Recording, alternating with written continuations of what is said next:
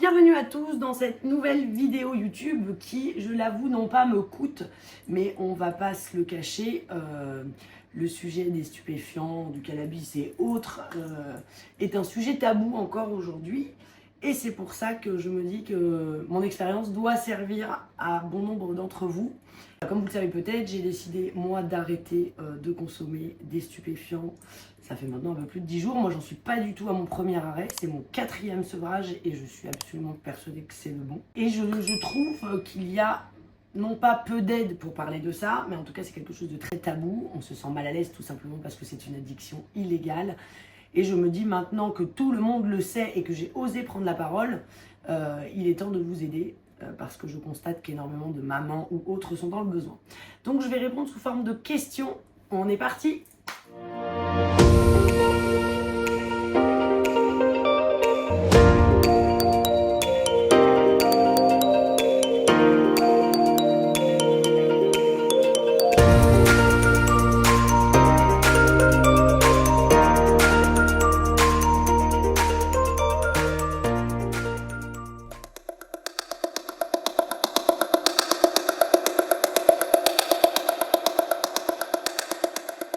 Alors pourquoi? J'ai pas la réponse.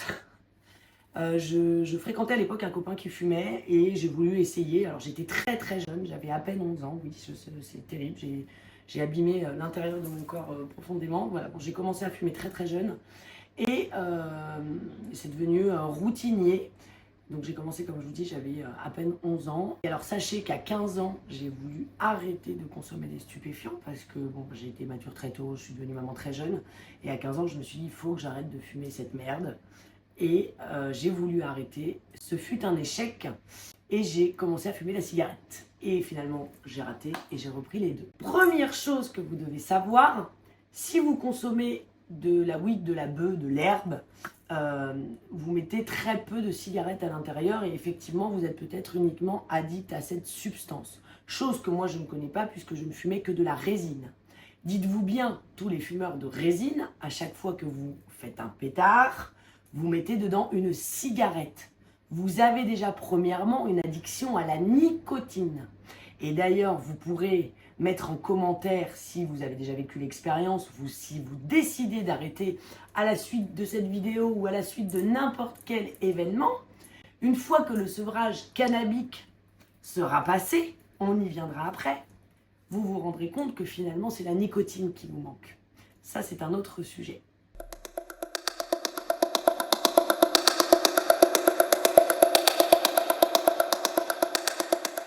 Alors, dites-vous bien que j'ai commencé, j'avais 11 ans et j'en ai 36. Ça fait 25 ans de consommation. C'est horrible et c'est terrible de dire ça, mais c'est malheureusement la vérité. 25 ans de consommation qui n'ont pas du tout été les mêmes. C'est-à-dire que j'ai commencé avec la fumette récréative. On fume, ça te donne la pâteuse, tu parles beaucoup, on parle de la fonce dalle. Alors, la fonce dalle, c'est quoi? C'est après manger, t'as faim et tu manges, voilà. Ça c'est les débuts, ça te donne envie de dormir, donc tu penses que ton pétard est essentiel à ton sommeil. Voilà. Quand j'étais plus jeune, j'arrivais à me dire, tiens, allez, je fume pas mon premier pet avant midi. Ça, j'avais avancé dans l'âge, j'avais déjà des enfants, j'arrivais à tenir cette matinée et ne commencer qu'à fumer à midi. Donc j'ai eu la consommation récréative, ensuite j'ai eu la consommation régulière que j'essayais de gérer pendant des années.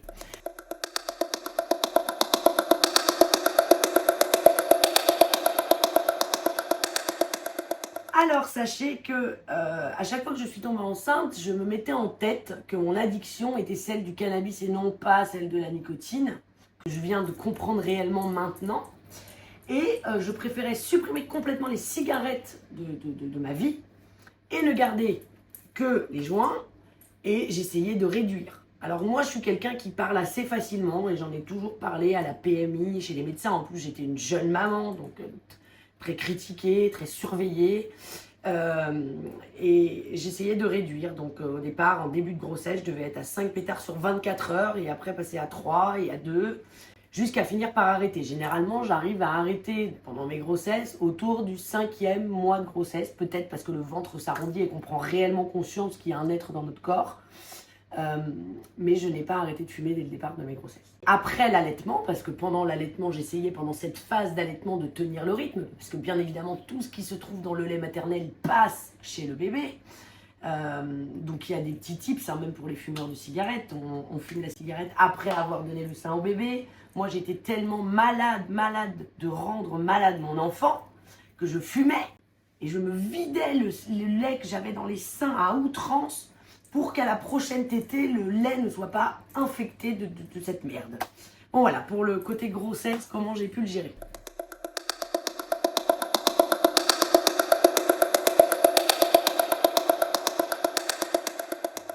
En ce qui concerne ma consommation, la dernière consommation que j'ai eue et l'arrêt que je viens de décider, déjà sachez une chose, si vous arrêtez pour quelqu'un d'autre, parce que vous voulez faire plaisir à votre mec, parce que vous voulez sauver votre bébé, parce que si vous arrêtez pour des gens et pas pour vous, ça ne marchera pas. Cet arrêt doit être un choix de vous et pour vous. C'est à peu près valable dans tout dans la vie, hein. Mais pour l'arrêt, c'est encore plus important. Il faut que cet arrêt vienne de vous. J'ai envie de vous rassurer tous, le fait d'y penser, d'y réfléchir, de vous dire « j'aimerais bien arrêter », c'est déjà une démarche.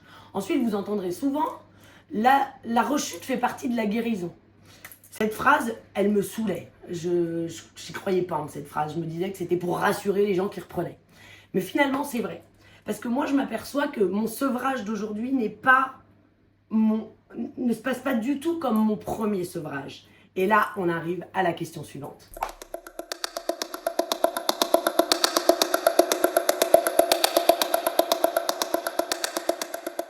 Quels sont les symptômes du sevrage?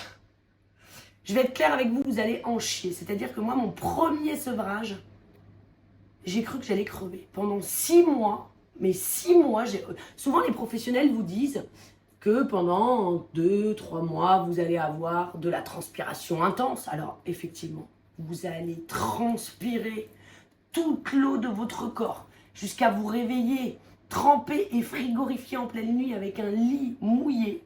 C'est toutes les toxines qui s'éliminent. Ça, c'est une horreur. Sachez que pour mon premier sevrage, ça a duré 6 mois. Pour ce sevrage, ça n'est même pas arrivé. Et pour mon avant-dernier sevrage, je crois que ça s'est régulé assez rapidement. Le corps s'adapte, le corps est merveilleux, le corps s'adapte à tout. Donc vous allez énormément transpirer, ça c'est le premier truc. Ensuite, vous allez faire des cauchemars. Des cauchemars, des cauchemars et des cauchemars. Vraiment, la période nocturne dans l'arrêt du cannabis, c'est très très compliqué. Après, vous allez rêver, mais ça c'est après. Ensuite, vous allez penser que vous ne pouvez plus dormir. Ça, c'est dans la tête, mais on y viendra complètement après. Vous allez avoir un vrai problème et vous allez complètement psychoter avec le fait de si j'ai pas mon bédo, je ne peux pas dormir. En fait, vous vous créez ce truc-là en y pensant déjà avant. Vous pouvez complètement dormir sans joint. Je suis la preuve vivante qu'on s'endort même bien plus tôt sans joint qu'avec. Parce que moi, je ne parle pas d'une expérience qui date d'il y a 20 ans. Il y a 2 semaines encore en arrière, j'avais une consommation la plus excessive que je n'ai jamais eue de ma vie. Moi, j'avais plus les symptômes du fumeur débutant, de la fonce dalle, de la pâteuse. Je pouvais fumer des pétards de 7h du matin jusqu'à 1h du matin, puisque finalement, on fume des bédos, mais on se couche pas de bonne heure et on dort pas plus. Vous allez également avoir un énorme problème de transit. Il faut en parler. Le shit fait faire caca. Donc on se lève, machin, on fait des trucs, tu fumes un pet, tu vas chier. Encore aujourd'hui, après, en plus je suis en plein rééquilibrage alimentaire où j'ai inclus beaucoup de riz dans mon alimentation, plus l'arrêt du shit. Aujourd'hui, j'ai un gros problème de transit. C'est un des trucs que j'ai pas réglé, mais ça va rentrer dans l'ordre. Il y a 1 milliard de façons d'aller à la selle. Mais voilà, vous allez beaucoup moins. Et vous n'allez plus avoir faim aussi. Pourquoi là on en vient à ça? Quand on fume, on a cette sensation d'avoir faim. Et ça dure toute la vie, ça dure tout le temps. J'ai fumé pendant 25 ans et j'ai mangé comme une boulimie pendant 25 ans à cause de ça. Parce que depuis que je ne fume plus, je mange quand même nettement moins, je dors mieux, mais bon, ça c'est un détail, vous le verrez par vous-même. La panique, alors ça porte un nom, je crois que ça s'appelle le craving. C'est-à-dire, allez, je vais citer un exemple. Vous savez qu'il vous reste une boulette, tu te dis, allez, il me reste un joint, t'es déjà dans le mal, parce qu'on en parlera après. de courir partout pour trouver ce truc illégal, c'est encore une autre question. Mais vous vous dites, allez, tiens, il me reste un pet, il faut que je retrouve, mais il me reste un pet. Et au moment où tu veux fumer ce pet, tu ne le retrouves pas. Je pense que tous les fumeurs vont comprendre l'état dans lequel on est à ce moment-là. On est dans une situation de panique, mais qui peut nous faire complètement péter un plomb, ça s'appelle du craving. En fait, c'est vachement psychologique tout ça. C'est pour ça que d'ailleurs la plupart des fumeurs vous diront, ou les fumeurs de cigarettes aussi d'ailleurs, hein, je finis mon paquet ou je finis mon bullshit et après j'arrête. C'est dans la tête, on finit le truc et après on commence. Et là tu te dis tiens il m'en reste un et là tu ne l'as plus. Cette sensation de panique, de craving, vous allez l'avoir pendant le sevrage parce que l'envie revient.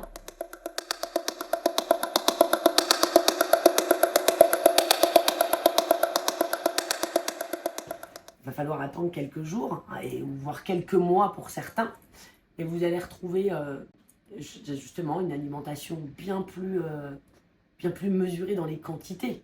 Parce que moi qui suis quelqu'un qui aime beaucoup manger, qui mange énormément, en plus j'ai la chance de ne pas grossir, mais on en revient au même, le shit aussi nous empêche de grossir quand même. Je vois aujourd'hui que je mange moins, je mange beaucoup moins que quand je fumais. Vous allez surtout retrouver vos neurones, parce qu'est-ce qu'on parle de ce symptôme quand on consomme du fait que l'on oublie tout, on oublie ce qu'on a dit il y a 5 minutes, tu te rappelles de ce que tu as fait il y a 2 ans, mais tu te rappelles pas de ce qu'on t'a dit il y a 5 minutes, tu te rappelles pas de ton rendez-vous, tu commences à oublier tes rendez-vous, enfin voilà, faut bien se dire que c'est quelque chose qui abîme le système cérébral et les neurones. Et que malgré ce qu'on peut vous dire, ça repousse. Ça repousse. On m'a toujours dit ce que tu as grillé, c'est cramé, c'est mort, ça ne reviendra pas. C'est faux. C'est faux.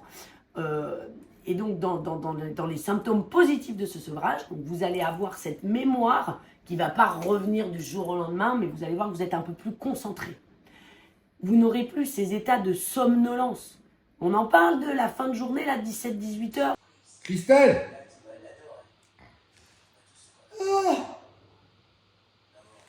Ça a sonné. Où tu as envie de dormir, au final tu te couches, tu dors jusqu'au lendemain matin. Alors il y a des gens qui peuvent peut-être se le permettre. Je sais que j'ai beaucoup de mamans ou d'employés, enfin de gens voilà, qui ont une vie et qui ne peuvent pas se permettre de s'endormir à 17h. Tu es quand même beaucoup moins dans le gaz. Tu te réveilles le matin plus facilement. Alors j'aime toujours pas le matin, j'aime toujours pas le réveil, mais je suis quand même pas dans le même état le matin au réveil quand je ne fume plus que quand je fume. Le souffle, les infections pulmonaires, la toux, cette toux qui te fait sortir des glaires noircicots. Alors oui, effectivement, ça peut arriver chez le fumeur de clope, mais très honnêtement, les fumeurs de bédo, on s'encrasse les poumons. Sachez que la résine, ça colle tout. Tout est collé là-dedans. Donc, on récupère de la capacité respiratoire, on récupère de l'esprit, on régule notre alimentation et on dort tellement mieux.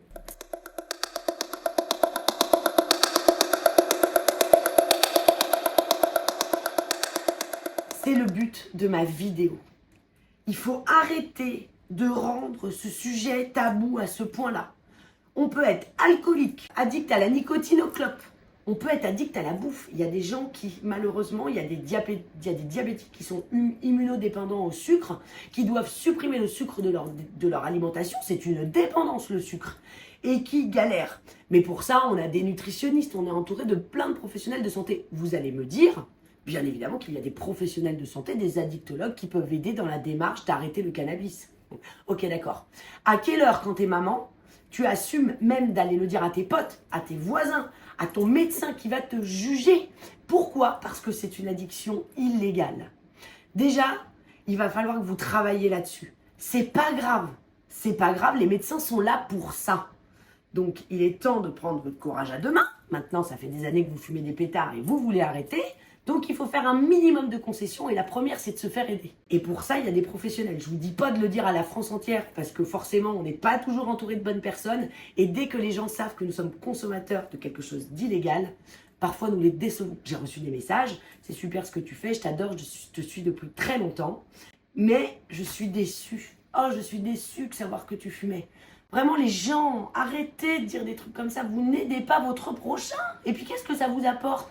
Quand bien même, tant mieux si vous ne fumez pas de trucs illégaux. Tant mieux, génial, bravo pour vous. Ça se trouve, vous êtes dans une profonde dépression qui vous emmène dans une descente aux enfers. On ne vous juge pas.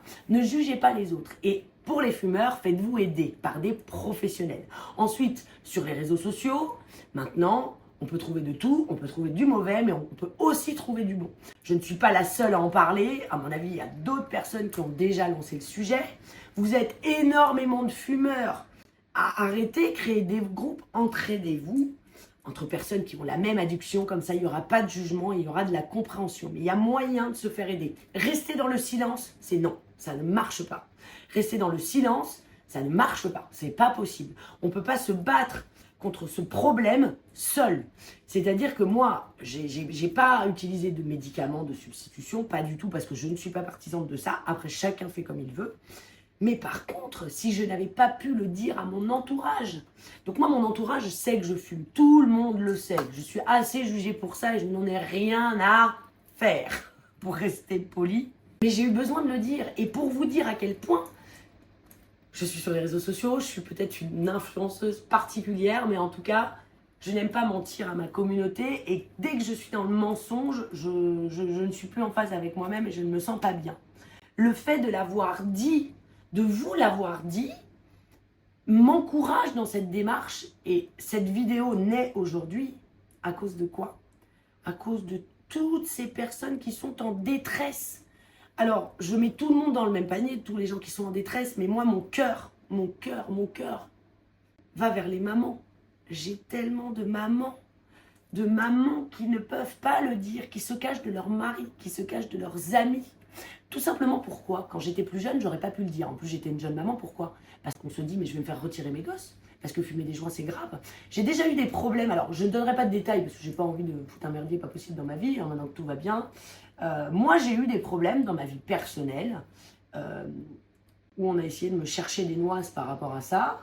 Et ça a mis en porte-à-faux toute ma famille. Je me suis retrouvée avec une perquisition chez moi. C'était il y a quelques années. Hein. C'est pas très vieux, ça fait moins de 10 ans. Hein. C'est quand même assez frais. Ça m'a fait mal en fait, ça m'a fait très très mal. Ça m'a absolument pas aidé à avancer. Fumer des joints ne fait pas de vous une mauvaise personne. Mais voilà, en parler, c'est compliqué, surtout quand on est maman, parce qu'on a peur. On a peur, une fois de plus, toujours de la même chose, du jugement des autres. Alors que les autres s'occupent déjà d'eux. Et surtout, ne vous occupez pas des autres, occupez-vous de vous. Donc voilà, cette vidéo est là pour aider toutes ces personnes, et surtout les mamans. C'est mon côté maman qui ressort.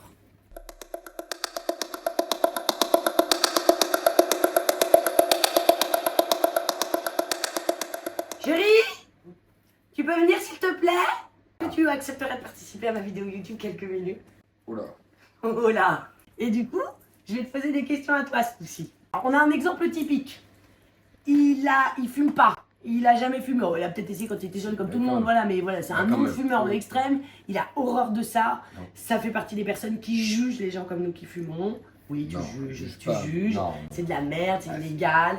Enfin voilà, c'est-à-dire que comme tous les bons non-fumeurs, il est capable de faire la fête une soirée arrosée, d'avoir trop bu, de surtout pas toucher sa voiture, mais par contre le lendemain matin, l'alcool étant évaporé, c'était avant, c'était ma phrase fétiche ça. Le problème du pétard, c'est que, en fait, moi je comprends pas pourquoi vous fumez, mais bon voilà, ça c'est autre chose. Et, je suis là si tu veux me parler. Et en fait, ce que je reproche, c'est que même le lendemain, en fait, t'es mort, quoi. T'es toujours mort. Ceux qui fument tous les jours, ils parlent du permis de conduire. Donc toi, tu parles du principe, donc, tu parles du permis. Ah oui, moi j'ai été mort, genre t'es... Le mec alcoolique, ça, c'est pas bien, on est d'accord. Oui, mais ce que je veux dire... Le mec qui a pris une caisse 2 jours après, c'est bon, c'est fini. Vous, le pétard, c'est tous les jours. Tu fais bien de relever soulever ce problème, j'ai bien fait de le faire venir. C'est filmé là? Oui. Avant moi, je partais du principe, j'avais un discours tout bien fait, tout bien formé, qui a changé il y a si peu de temps. Et je sais que vous avez tous ce discours-là, les fumeurs. J'avais un discours qui disait, c'est injuste, parce que en plus, désolé maman, moi j'ai grandi avec des parents qui boivent et qui fument. Comme ça, j'avais la panoplie complète à la maison, et en tant qu'enfant et même adulte, je me disais toujours, je préfère quelqu'un qui fume plutôt que quelqu'un qui boit. Parce que pour moi, l'état alcoolique est pire que celui de l'état... Les deux ne sont pas bien, mais je disais toujours, ce qui est dégueulasse au niveau des contrôles. Allez, on va parler des contrôles routiers, on va parler de la route. Au niveau des contrôles routiers, tu te prends une cuite, tu dessoules, le lendemain tu peux prendre ta voiture, il n'y a pas de problème. Tu fumes un pétard le lundi, t'en refumes pas jusqu'au mercredi, tu te fais contrôler le mercredi, t'es pris. Et alors, je disais que le shit s'éliminait plus vite. Et en fait, c'est là que j'en reviens. Et là, il faut que je fasse une petite parenthèse. Le THC se fixe dans nos graisses. Dites-vous, les fumeurs de longue date comme moi, que moi, dans un an, même si de toute façon, je ne retoucherai pas un pétard, parce que je pense vraiment qu'on est sur le bon sevrage, mais c'est le 4e, je le répète, la rechute fait partie de la guérison. Il n'y a rien de pire qui se fixe dans le corps que le THC. Je pense que si les momies fumaient des bédos, enfin les Égyptiens là, on pourrait retrouver dans les momies du THC. Le THC, c'est quelque chose qui reste ancré dans notre corps, d'ailleurs je ne sais pas si on l'a déjà dit. Dans le sang, ça reste très peu de temps. Dans les urines, plus longtemps. Et alors, dans les cheveux, c'est pratiquement à vie. Le THC... racine des cheveux. Le THC, c'est quelque chose qui reste ancré en nous. C'est qu'on se fait une idée... En fait, les fumeurs, on essaye de se rassurer en se disant le shit, c'est mieux que l'alcool. Étudiez réellement l'impact du THC à long terme dans votre corps avant de dire ça. Ça me fait très plaisir que mon mari soit à mes côtés parce que lui, ça fait partie des gens, même s'il l'avoue pas aujourd'hui, qui jugent énormément les fumeurs de joint et les pointent du doigt fort, parce qu'on est des mauvais, c'est illégal, etc. Enfin, si. J'aimerais que tu me poses des questions, tiens. Par exemple, tu me connais pas, on se connaît pas. Salut Julien, enchanté, moi c'est Christelle. Bien encore. Ouais. Tranquille. Je fume du shit et pas toi. Qu'est-ce que tu aimerais savoir? Quelles questions t'aimerais me poser? Ça t'apporte quoi de fumer? Alors, ça m'apportait. Tu me poses la question, je sais que Ça m'apportait quoi de fumer? Alors, moi j'avais l'impression que ça m'apportait du calme. C'est-à-dire que j'avais l'impression que j'étais plus calme et moins nerveuse et moins stressée en consommant du cannabis. Maintenant, j'ai une question. Est-ce que toi, tu trouves que je suis pas plus calme quand je ne fume pas de joint, justement? Et que je suis pas encore plus nerveuse quand je fume? Pourquoi tu préfères quand je fume pas? Qu'est-ce que ça t'apporte? Qu'est-ce que tu préfères chez moi quand je fume pas? Vas-y, j'écoute. Tu sais ce que tu fais, quoi. T'es pas à l'ouest, t'es pas dans le coltard, t'as pas les yeux alors, les yeux rouges et un peu vitreux. Ah, et puis, bah, tu me trouves plus concentré. Ah, bah, oui. Tu me trouves plus concentré, tu me trouves plus active. Bah, plus active, ouais. T'es là, quoi. Je suis là. Pas à l'ouest, quoi. Donc pour toi, quand je fume, je suis vraiment à l'ouest. Bah, c'est pas pour moi, ça. Quand je fume pas, je suis toujours aussi speed, mais dans le bon sens du terme. Moi, c'était surtout être chiante. Moi, je me trouve beaucoup plus énervée et agaçante à crier, à faire des crises de nerfs quand je fume que quand je fume pas. Non, toi, tu peux pas dire ça. Bah, bon, d'accord.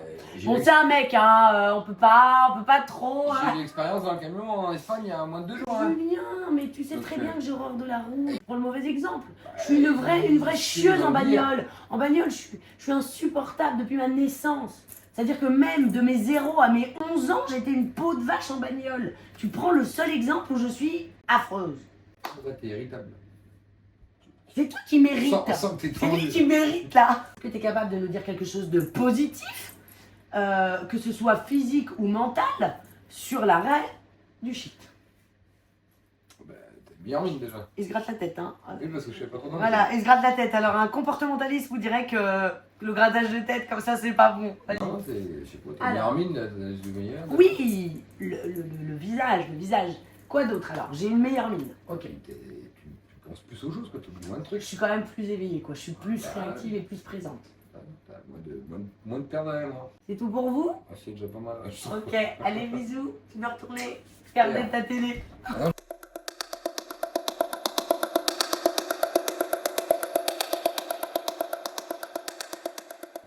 Se procurer cette drogue illégale vous font faire des choses illégales. Il faut se procurer le bédo, il faut aller le chercher. Il faut être en relation avec des gens qu'on connaît bien, qu'on connaît pas. Des fois, on va dans une autre ville. Moi, je me suis vue arriver dans des villes où je connaissais pas. On fait quoi? On va dans une cité, on demande. Enfin, voilà, on se retrouve dans des situations parfois un petit peu particulières qui nous font culpabiliser. La culpabilité, c'est pas quelque chose qui nous fait bien avancer dans la vie. En tout cas, ce que je peux vous dire, pour être très honnête avec vous, au moment où je vous parle, on est vendredi et il doit être aux alentours de 15h. Il est quelle heure? Il est 3h moins 20. Mon monteur Jordan est une pépite parce qu'à 17h vous aurez cette vidéo avec tout ce qu'il y aura dessus et c'est lui qui va le faire. Au moment où je vous parle, la vidéo YouTube sera à 17h. J'ai été beaucoup occupée ces derniers jours parce que je suis partie à Valencia aider des sinistrés avec Claude Caz. Claude Casse qui m'a énormément aidé dans cet arrêt, qui m'a fait prendre conscience de beaucoup de choses de mon corps. Donc ce que je veux dire par là, c'est que c'est un début de vidéo. J'espère avoir répondu à certaines choses. Par contre, je pense que ça va déclencher, peut-être, je l'espère pour vous. Pour moi, alors c'est bénéfique pour moi dans mon boulot et dans mon avancée sur YouTube. Merci de vous abonner, vous êtes adorables. Mais par contre, j'espère vraiment vous aider, vous, à avancer. Et je pense que vous avez encore plein de questions, plein d'interrogations, peut-être. Donc on va déjà poster cette vidéo dans un premier temps. Voilà, c'est un premier jet. J'espère avoir aidé des gens. J'ai plein de nénettes qui me suivent sur Instagram, sur TikTok et qui m'ont écrit et qui m'ont dit « Tu nous as motivés, tu nous as donné envie. » Mais des fois, l'envie ne suffit pas. Je vous le répète, il faut se faire aider. Si votre aide, c'est une vidéo, c'est des réponses à des questions, c'est toujours ça. Ensuite, je vous le répète, ne vous culpabilisez pas si vous replongez. Ne vous culpabilisez pas. Ah, c'est toujours bénéfique pour vos poumons parce qu'on parle de mes capacités respiratoires qui sont revenues déjà en si peu de temps. Donc voilà, c'était pour vous dire que c'est un début de vidéo. N'hésitez pas, alors, soit sur les réseaux sociaux, soit si vous n'osez pas, vous avez des moyens de me joindre, que ce soit par mail, sur Instagram ou message privé. Je tiens une petite compta, enfin, je tiens un petit livre où je vais noter toutes les questions qui reviennent le plus fréquemment. Et j'espère que cette vidéo aura été bénéfique et que nous aurons une partie 2 de cette vidéo. Si vous voulez, je suis en contact avec une addictologue qui s'appelle Katie, qui est aussi sur les réseaux sociaux. Je vais lui en parler un petit peu et pourquoi pas se mettre à plusieurs, parce que je ne suis pas une professionnelle, je le répète, je ne parle uniquement que de mon expérience et de mon vécu personnel. Je ne suis diplômée de rien pour le dire.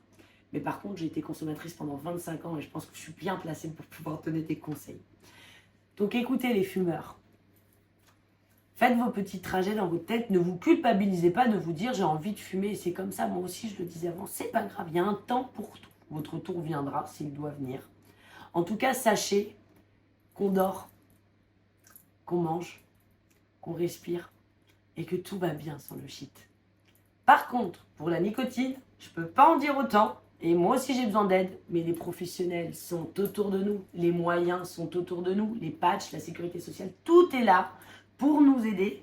Donc j'ai un peu plus de difficultés, je vous l'avoue, là, ce petit séjour à Valencia, j'ai refumé quelques clopes, le voyage a été catastrophique. Voilà, je me déculpabilise en vous avouant ça. Par contre, j'ai fait un vrai travail de rééquilibrage alimentaire sur lequel j'ai envie de me tenir. Et en plus, j'ai de nouveau envie de cuisiner, ça c'est formidable et ça merci Claude. J'ai repris, non j'ai pas repris, j'ai commencé une activité physique. Je n'ai jamais eu d'activité physique et sportive. Alors j'ai pas envie de devenir, voilà, j'ai pas de passion pour le sport. Hein. J'aimerais bien remplacer l'addiction du shit par l'addiction au sport, mais on n'en est vraiment pas là. En tout cas, essayer de garder une activité un petit peu physique quand même, parce que c'est important. J'ai supprimé le shit de ma vie qui ne me manque, mais alors, mais pas du tout. Là, je me sens tellement forte face à ça maintenant, aujourd'hui, c'est dingue. Je me dis, mais pourquoi au quatrième? Voilà, même moi, vous voyez, j'ai pas les réponses à toutes mes questions. Je me dis, voilà, c'est une entraide commune. Et on va tous se serrer les coudes. N'hésitez pas à me mettre vos questions, n'hésitez pas à vous abonner, à laisser un petit commentaire, etc. Vous serez tous adorables. Vous l'aurez compris, cette chaîne YouTube ne restera pas une chaîne YouTube consacrée aux poissons. Mais c'est promis, on se refera une dégustation d'influenceurs bientôt. Maintenant, je vous fais des gros bisous et je vous aime.